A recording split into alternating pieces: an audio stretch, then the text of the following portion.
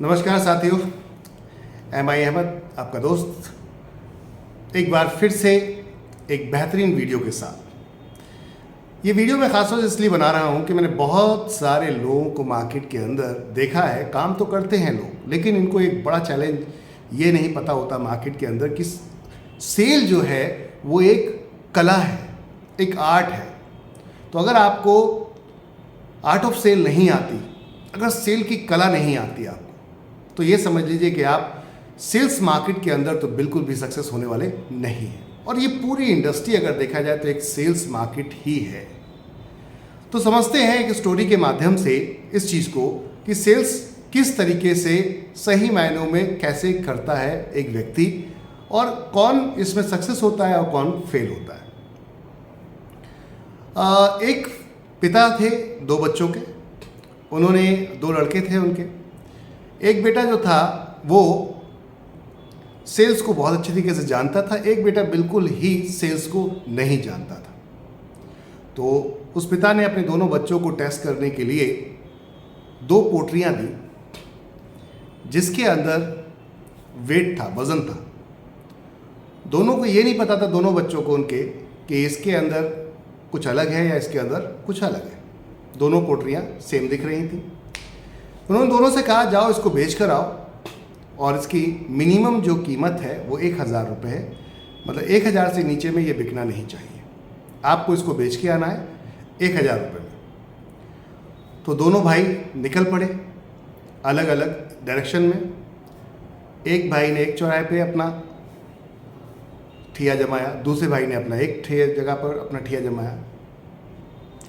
अब यहाँ पर जो जिसके अंदर कला थी सेल की, तो उसको क्या हुआ, जब उसने पोटली खोली तो वहाँ पर देखा कि उसमें मिट्टी है।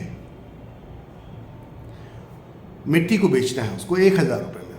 और दूसरे वाले भाई के पास जब उसने खोला तो उसके अंदर सोने की असरफियाँ थी, यानी कि सोना उसके अंदर था जो उसे 1000 रुपये में बेचना था, 1000 के मूल्य का था। अब ये जो साहब है जिनके पास सोना होता है, तो उनको यहाँ पर सेल की कला नहीं पता है। तो इनको पिताजी ने ये बोला था कि इसको 1000 रुपये तक में बेच के आना है। तो इनको यही पता था 1000 में बेच के आना है।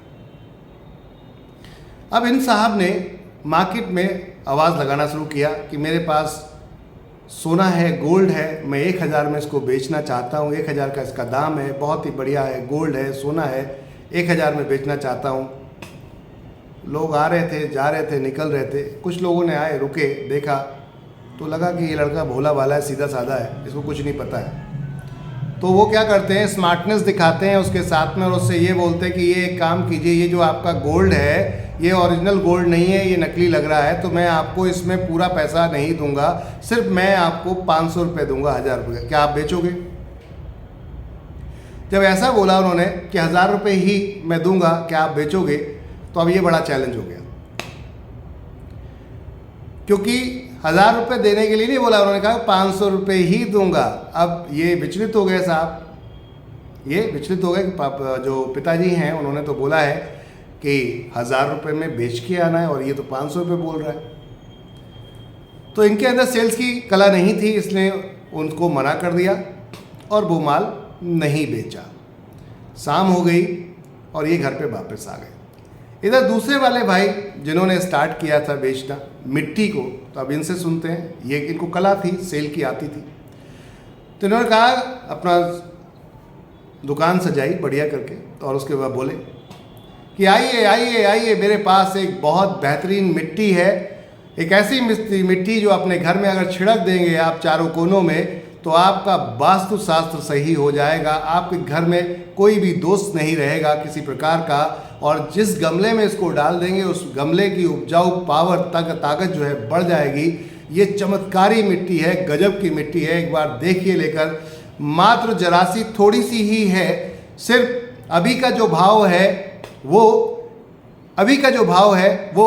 10,000 रुपये का है। अभी का भाव जो है वो 10,000 रुपये का है। तो उसने बहुत सारे लोगों को इकट्ठा कर लिया कि चमत्कारी मिट्टी है, चमत्कारी मिट्टी है। लोग आ गए। अब लोगों ने बोला ठीक है, अच्छा मुझे दे दो, ट्राई करते हैं। तो उसने कहा साहब 10,000 रुपये का भाव है, लेकिन और कोई क्या इससे बड़ी कोई कीमत लगाना चाहता है तो मैं उसको दे दूंगा। तो किसी ने कहा 11,000 रुपये ले लो, किसी ने कहा 12,000 रुपये ले लो। माल कम था तो डिमांड ज़्यादा थी, उसको सेल की कला पता थी, उसने इसलिए उस मिट्टी को इस तरीके से बढ़ा चढ़ा के बताया गया कि लोग उसको लेने के लिए बेताब हो गए और फाइनली वो मिट्टी को 20,000 रुपये में बेच कर आया। आखिरी स्टेप उसने 20,000 में बेचा और वापस आ गया। जब वो अपने घर पे वापस आया तो पिताजी ने दोनों से पूछा कि भाई क्या किया आप लोगों ने। तो बड़े वाले ने बोला कि ये देखिए पिताजी, आपने 1,000 में बोला था, मैं तो 20,000 में बेच कर आया हूँ। अब छोटे वाले से पूछा गया, दूसरे वाले भाई से पूछा गया, आपने क्या किया। तो बोले आपने कहा था मुझसे कि 1,000 रुपये में बेचना है, लेकिन एक व्यक्ति आया वो 500 रुपये बता रहा था, तो मैंने उसको मना कर दिया और मैंने फिर ये किसी को नहीं बेचा, क्योंकि 500 रुपये में सब लोग रहे तो मैंने 500 रुपये में नहीं बेचा, क्योंकि आपने 1,000 रुपये कहा था। तो मैंने आपकी बात को माना, आपकी आज्ञा को माना है। अब जो दूसरा वाला भाई था उससे उनके पिताजी ने पूछा कि आपको पता है कि मैंने इसको क्या दिया था और आपको क्या दिया था। बोले नहीं, मैं आप दोनों को बताना चाहूँगा कि जो आपके भाई 20,000 में बेच के आए ये मिट्टी थी, और जो इनको मैंने दिया था ये सोना था। क्या था? सोना था। इनको मैंने सोना दिया था, गोल्ड दिया था बेचने के लिए, ये गोल्ड नहीं बेच पाए, और आप मिट्टी को भी सोने से ज़्यादा के भाव में बेच के आगे उसके 20 गुना। ये होती है आर्ट ऑफ सेल। समझ में आ रही बात? तो जब तक आपको सेल की कला नहीं आएगी तब तक आप कुछ भी नहीं बेच पाएंगे। अन्यथा ये होगा कि बेचने वाला तो सेल की कला जिसको आती है वो मिट्टी भी बेच देता है, अन्यथा आप सोना भी नहीं बेच पाएंगे। तो कितनी भी अच्छी चीज़ आपको दे दी जाए, कितनी भी अच्छी चीज़ आपको दे दी जाए सेल करने के लिए, अगर आपको कला नहीं आती, आपको तरीका नहीं आता, तो ये समझ लीजिएगा कि आप उसको किसी भी कीमत पे सेल नहीं कर पाएंगे। और यही हो रहा है आज नेटवर्क मार्केटिंग इंडस्ट्री के अंदर कि आप लोग प्रोडक्ट बेचने जाते हैं मार्केट के अंदर, लेकिन उस प्रोडक्ट्स में कहीं ना कहीं नॉलेज नहीं होती है आपको उस प्रोडक्ट की पूरी डिटेल आपको ब्रीफ नहीं होती, तो आप कुछ भी नहीं कर पाते। फाइनली ये होता है कि आप उसको सेल नहीं कर पाते और आपके सपने, आपके ड्रीम सब आपको ख़त्म से होते हुए दिखते हैं। तो पहले सेल की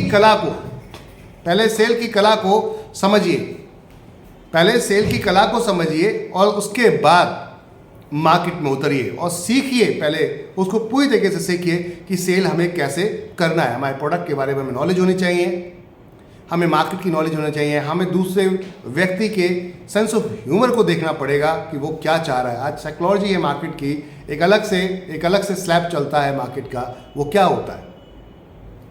अगर कोई चीज़, अक्सर देखा गया है कि अगर कोई चीज़ कम होगी तो उसकी डिमांड ज़्यादा होगी, अक्सर देखा गया है। तो आप उस चीज़ को कम क्यों नहीं बताते, आप हमेशा बल्क में क्यों बताते हैं। चीज़ों को समझने की ज़रूरत है, हमेशा इस चीज़ को समझेंगे तो आगे बढ़ पाएंगे आप। धन्यवाद, थैंक यू।